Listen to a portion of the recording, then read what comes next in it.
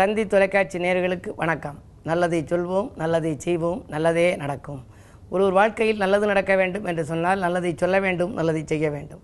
அந்த அடிப்படையில் இன்றைக்கு 6/6/2017 செவ்வாய்க்கிழமை சுவாதி நட்சத்திரம் இரவு 10:29 வரை, பிறகு விசாகம் நட்சத்திரம். இன்றைக்கு பிரதோஷம். நந்தியை வழிபட்டு நலம் காண வேண்டிய நாள் என்று நான் தினத்தந்தியிலே குறிப்பிடுவது வழக்கம். பொதுவாகவே பிரதோஷம் என்று வந்துவிட்டால் சகல தோஷங்களிலுமிருந்தும் விடுபட இன்றைக்கு சிவாலயத்துக்கு சென்று நந்தியம் பெருமானையும் உமாமகேஸ்வரையும் வழிபாடு செய்ய வேண்டும். உமையவளையும் சிவனையும் நாம் வழிபாடு செய்ய வேண்டும். எப்படி செய்ய வேண்டும் என்றால், நந்தி கொம்புவழியே நாயக நாம் சிவனை பார்க்க வேண்டுமா? சிந்தித்த காரியங்களெல்லாம் சிறப்பாக வெற்றி பெறும் என்று சொல்வார்கள். வளர்பிறை தேய்பிறை ஆகிய 2 காலங்களிலும் வரும் திரையோதசி திதி அன்று பிரதோஷம் ஏற்படுகின்றது. அப்படி வருகின்ற நேரம் மாலை 4:30 6 மணி வரை அந்த பிரதோஷ வேளையாக கருதப்படுகிறது. அந்த நேரத்தில் நாம் அங்கு இருக்க வேண்டும். பிரதோஷ நேரத்திலே சரஸ்வதி வீணை வாசித்ததாக சொல்வார்கள். இந்திரன் புல்லாங்குழல் ஊதினாராம், பிரம்மதேவர் தாளம் போட்டாராம், லட்சுமி தேவியோ பாடல்களை பாடினாராம், திருமால் மிருதங்கம் வாசித்தாராம். தேவர்கள், முனிவர்கள், சித்தர்கள், கிங்கரர்கள், திசை பாலகர்கள் எல்லோரும் பிரதோஷ நேரத்தில் இறைவனை கைகூப்பி தொழுது வழிபட்டார்களாம். கிருஷ்ணபட்ச திரையோதசி திதி சனிக்கிழமை வந்தால் அதற்கு பெயர் மகா பிரதோஷம் என்று பெயர். அப்படி மகா பிரதோஷம் வருகின்ற பொழுது மிக அற்புதமான பலன்கள் கிடைக்கும். அதிலே நாம் வழிபடுகின்ற பொழுது நம்முடைய யோகங்களெல்லாம் நமக்கு வந்து சேரும், தோஷங்களெல்லாம் நம்மை விட்டு விலகும். சரி, இன்றைக்கு பிரதோஷம், நந்தியை வழிபடச் செல்கிறோம். அந்த நந்திக்கு செய்கிற அபிஷேகம் இருக்கிறது. அந்த அபிஷேக பொருள்களில் நாம் எதை வாங்கி கொடுத்தால் என்ன பலன் என்பதை நீங்கள் தெரிந்து கொள்ள வேண்டும். இன்றைக்கு நீங்கள் நந்திக்கு அபிஷேகம் செய்ய பால் வாங்கி கொடுத்தீர்கள் என்று சொன்னால் உங்களுடைய ஆயுள் விருத்திக்கும், நோய்கள் அகலும். இளநீர் கொடுத்தால் நல்ல மக்கட்பேர் கிடைக்கும். குழந்தை இல்லாத புத்திரப்பேர் வாய்க்காதவர்கள் இளநீர் கொடுக்க வேண்டுமா? எனக்கு தெரிந்த ஒரு நண்பருக்கு திருமணமாகி 5 ஆண்டுகள் ஆகிவிட்டது, பிள்ளை இல்லை. நிறைய வைத்தியங்கள் எல்லாம் பார்த்தார்கள். பிறகு பிரதோஷ விரதம் இருக்க சொன்னேன். பிரதோஷ விரதம் முழுமையாக இருந்து அர்ச்சனை செய்து வந்த பிறகு அந்த பழத்தை கூட நீங்கள் பசுவிற்கு கொடுங்கள் அல்லது ஏதேனும் ஒரு மாட்டிற்கு கொடுத்து விடுங்கள்.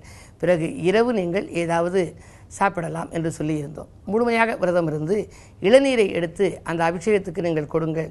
அப்படி உங்கள் கைகளால் நீங்கள் இளநீரை வாங்கி கொடுத்து கொண்டு வந்தால் ஒரு 4-5 திங்கள் நீங்கள் செய்கிற பொழுதே உங்களுக்கு மக்கட்பேர் கிடைப்பதற்கான வாய்ப்பு உருவாகிவிடும் என்று சொன்னோம். அதே போல் அவர்கள் செய்தார்கள். அவர்களுக்கு புத்திரப்பேர் கேட்டு ஆண்மகவு பிறந்தது. இதற்கு என்ன காரணம் என்று சொன்னால், நாம் அந்த நந்திக்கு கொடுக்கிற அபிஷேக பொருளில் கூட சில அர்த்தங்கள் இருப்பதாக முன்னோர்கள் கடைப்பிடித்திருக்கிறார்கள். தேன் நாம் கொடுத்தோம் என்று சொன்னால் நம்முடைய சாரீரம் நன்றாக இருக்கும். சரீரம் நன்றாக இருப்பதற்கு பால் கொடுக்க வேண்டும். சாரீரம் என்றால் குரல், குரல் வளம் நன்றாக இருக்க தேன் கொடுக்க வேண்டும். பஞ்சாமிர்தத்தை நாம் அந்த அபிஷேகத்திலே கொடுத்தால் செல்வச் செழிப்பு மேலோங்கும். இப்படி ஒவ்வொரு அபிஷேகத்துக்கும் இன்னும் நிறைய பலன்கள் எல்லாம் இருக்கின்றன. அவற்றையெல்லாம் உங்களுக்கு தொடர்ந்து தந்தி தொலைக்காட்சியிலே சொல்வேன் என்று சொல்லி இனி இந்திய ராசி பலன்களை இப்பொழுது உங்களுக்கு வழங்கப் போகின்றேன். மேசராசி நேயர்களே, பாசம் மிக்கவர்களின் நேசம் கூடுகின்ற நாள். பணியில் இருக்கின்ற தொய்வு அகலும், பாராட்டும் புகழும் கூடும், பணவரவு திருப்திகரமாகவே இருக்கிறது. பெண்களால் உங்களுக்கு பெருமை சேர்கிற நாள் இந்த நாள். ரிஷபராசினியர்களே, உங்களுக்கெல்லாம் அதிகாரிகள் அனுகூலமாக நடந்து கொள்கின்ற நாள். இன்றைக்கு அசையா சொத்துக்கள் வாங்குவதிலே நீங்கள் ஆர்வம் காட்டுவீர்கள். சூரிய பலம் நன்றாக இருப்பதால் பொதுநலத்தில் இருப்பவர்களுக்கு புதிய பொறுப்புகள் கிடைக்கும். வரவு திருப்திகரமாக இருக்கிறது. உடன்பிறப்புகள் உங்களை விட்டு விலகிச் சென்றவர்கள் மீண்டும் இன்றைக்கு உங்களோடு வந்து இணையக்கூடிய வாய்ப்பும் உண்டு. கடன் சுமை பாதிக்கு மேல் குறைந்தது என்று சொல்லி நீங்கள் மகிழ்ச்சி அடைவீர்கள். குறு பார்வை இருப்பதால் கல்யாண வாய்ப்புகள் கூட கைகூடலாம். மிதுனராசினியர்களே, உங்களுக்கு இன்றைக்கு ஒரு மிகச்சிறந்த நாள். ராசிநாதன் விரயஸ்தானத்தில் இருந்தாலும் கூட ராசியிலேயே உங்களுக்கு செவ்வாய் கொஞ்சம் வலிமை இழந்திருக்கிறார். 6க்கு அதிபதி வலிமை இழக்கின்ற பொழுது கிட்டவன் கட்டில் கிட்டும் ராஜயோகம் என்பதற்கு ஏற்ப இன்றைக்கு நீங்கள் திட்டமிடாது செய்யும் காரியங்களெல்லாம் உங்களுக்கு வெற்றி கிடைக்கப் போகின்றது. விஐபிக்கள் வீடு தேடி வந்து உதவிக்கரம் நீட்டுவார்கள். அது மட்டுமல்ல, ஆலய வழிபாட்டில் ஆர்வம் காட்டுவீர்கள். தொழிலில் எதிர்பார்த்ததை காட்டிலும் 2 மடங்கு லாபம் கிடைக்கலாம். பிரதோஷ நேரத்தில் நந்தியை வழிபாடு செய்வது நல்லது. கடகராசி நேயர்களே, உங்களுக்கெல்லாம் சந்தோஷங்களை சந்திக்கின்ற நாள். அதிகமான சந்தோஷ வாய்ப்புகளை இன்று சந்திக்கப் போகின்றீர்கள். சமூகத்தில் உங்களுக்கு உயர்ந்த அந்தஸ்து கிடைக்கப் போகின்றது. 12ஆம் இடத்திலே செவ்வாய் கொஞ்சம் வலிமை இழந்திருப்பதால் தொழில் மாற்றம் செய்யலாமா என்ற சிந்தனை உங்களுக்கு மேலோங்கும். இருக்கும் தொழிலை மாற்றி வேறு ஏதேனும் கொஞ்சம் அதை பெரிதுபடுத்தலாமா அல்லது கட்டிடங்களை எல்லாம் கட்டுவதிலே கவனம் செலுத்தலாமா என்றெல்லாம் சிந்திப்பீர்கள். வாகன பராமரிப்பு செலவு கூடுதலாக இருக்கும். கடிதம் கூட உங்களுக்கு கணித தகவலை கொண்டு வந்து சேர்க்கும். இந்த நாளை மேலும் இனிய நாளாக அமைத்துக்கொள்ள நந்தி வழிபாட்டை மேற்கொள்ளுங்கள். சிம்மராசி நேயர்களே, உங்களுக்கெல்லாம் திட்டமிட்ட காரியம் திட்டமிட்டபடியே நடைபெறும் நாள். திடீர் திருப்பங்கள் ஏற்படும்.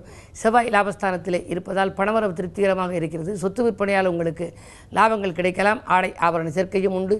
அது மட்டுமல்ல, இன்றைக்கு உடன்பிறப்புகளும் உடன் இருப்பவர்களும் உங்களுக்கு தொழில் முன்னேற்றத்திற்கு உறுதுணையாக இருப்பார்கள். கன்னிராசி நேயர்களே, உங்களுக்கெல்லாம் பிரிந்தவர்கள் வந்திணைந்து பிரியம் காட்டுகின்ற நாள்.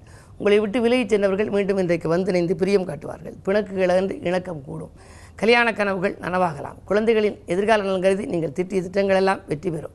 சூரிய பலம் நன்றாக இருப்பதால் உங்களுடைய வாழ்க்கையிலே எதிர்பாராத சில திருப்பங்கள் பொது வாழ்விலே இருப்பவர்களுக்கு ஏற்படலாம். குறிப்பாக புதிய பொறுப்புகள் பதவிகள் வந்து சேரும். துலாம் ராசினியர்களே, சந்திரபலம் நன்றாக இருக்கிறது. வீட்டு பராமரிப்பிலே வேகம் காட்டுவீர்கள். விரயங்களை சமாளிக்க கொஞ்சம் விழிப்புணர்ச்சி உங்களுக்கு தேவைதான். விரயஸ்தானத்திலே வியாழன். பிள்ளைகளாலும் உங்களுக்கு விரயம் உண்டு. கூட இருப்பவர்களாலும் உங்களுக்கு விரயங்கள் ஏற்படலாம். இருந்தாலும் கரைந்த சேமிப்புகளை ஈடுகட்டும் விதத்தில் வருமானமும் உங்களுக்கு மதியத்திற்கு மேல் வரப்போகிறது. 2ஆம் இடத்திலே சனி வக்ர இயக்கத்தில் இருப்பதால் ஆரோக்கிய தொல்லைகள் அகலும். லாபஸ்தானத்திலே ராகு இருக்கிறார். அந்நிய தேசத்திலிருந்து உங்களுக்கு ஒரு சிலருக்கு அழைப்புகள் வந்து சேரலாம். உத்தியோகம் சம்பந்தமாக கூட அது இருக்கலாம். வரும் வாய்ப்புகளை திசாபுத்தி பலம் பெற்றவர்கள் உபயோகப்படுத்திக் கொள்வதில் தவறில்லை. விருச்சிக ராசி நேயர்களே, உங்களுக்கெல்லாம் நந்தி வழிபாட்டால் நலம் காண வேண்டிய நாள். நாடு மாற்றங்களும் வீடு மாற்றங்களும் தானாகவே வந்து சேரலாம். வெற்றி வாய்ப்புகள் வீடு தேடி வரும். வேலைக்காக விண்ணப்பித்தவர்களுக்கு வேலை வாய்ப்புகள் கிடைக்கலாம். வியாழன் லாபஸ்தானத்தில் இருக்கிறார். பண தேவைகள் உடனுக்குடன் உங்களுக்கு பூர்த்தியாகும். குடும்ப முன்னேற்றம் கூடுதலாக இருக்கும். கூட இருப்பவர்கள் உங்கள் குணமறிந்து நடந்து கொள்வார்கள். அலைபேசி வழி தகவல் அனுகூலம் தருவதாக அமையும் நாள் இந்த நாள். தனுசு ராசி நேயர்களே, உங்களுக்கெல்லாம் இன்றைக்கு வளர்ச்சி கூட வழிபிறக்கும் நாள். நேற்றைய பாதியில் என்ற பணி இன்று மீதியும் நடக்கும். வருங்கால நலன்கருதி நீங்கள் திட்டிய திட்டங்கள் எல்லாம் வெற்றி பெறப் போகின்றது. அது மட்டுமல்ல, நண்பர்களின் ஒத்துழைப்போடு நல்ல காரியம் ஒன்று இல்லத்தில் நடைபெறும். உத்தியோகத்தில் இருப்பவர்களுக்கு திடீரென பொறுப்புகள் மாற்றப்படலாம். 10லே குறி இருப்பதனால் பதவி மாற்றங்கள் உண்டு. இதுவரை வேலைக்காக விண்ணப்பித்திருந்து வேலை கிடைக்கவில்லை என்று இயங்கியவர்களுக்கு இப்பொழுது வேலை கிடைக்கும். ஒரு சிலருக்கு சம்பள உயர்வு கூட கிடைத்த சந்தோஷ தகவல் வந்து சேரலாம்.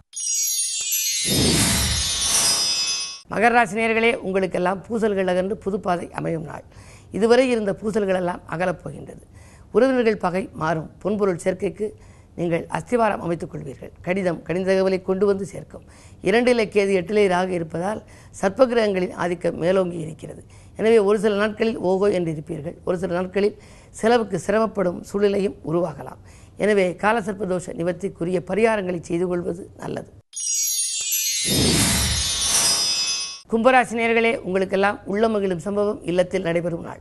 உத்தியோகத்திலே நல்ல முன்னேற்றங்கள் ஏற்படலாம். எதிர்பார்த்த பதவிகள் உங்களுக்கு கிடைக்கும். சுபகாரிய பேச்சுக்கள் நல்ல முடிவுக்கு வரும். வெளிவட்டார பழக்க வழக்கம் விரிவடையும். வியாபார நலன் கருதி நீங்கள் திட்டிய திட்டங்கள் எல்லாம் வெற்றி பெறப் போகிறது. மீனராசி நேயர்களே, உங்களுக்கு சந்திராஷ்டமம். எதை செய்தாலும் யோசித்து செய்வதுதான் நல்லது. நட்பு பகையாகலாம். நம்பிக்கைகள் நிறைவேறுவதில் தாமதங்கள் ஏற்படும். பெண்வெளி பிரச்சனைகள் மீண்டும் தலை தூக்கலாம். ஆரோக்கிய தொல்லைகளும் உண்டு. வாகனங்களை மாற்றுவதிலே கவனம் செலுத்துவீர்கள். பயணங்களையும் மாற்றி அமைத்துக் கொள்வது நல்லது. என்ன இருந்தாலும் இன்றைக்கு எதை செய்தாலும் ஒரு முறைக்கு 10 முறை யோசித்து செய்வது நல்லது. அது மட்டுமல்ல, இறை நாமங்களை நீங்கள் வாசித்தும் இறைவனை பூசித்தும் செய்வது நல்லது. பிரதோஷம் என்பதால் நந்தியை வழிபாடு செய்யுங்கள். நல்லது நடக்கும். மேலும் விவரங்கள் அறிய தினத்தந்தி படியுங்கள்.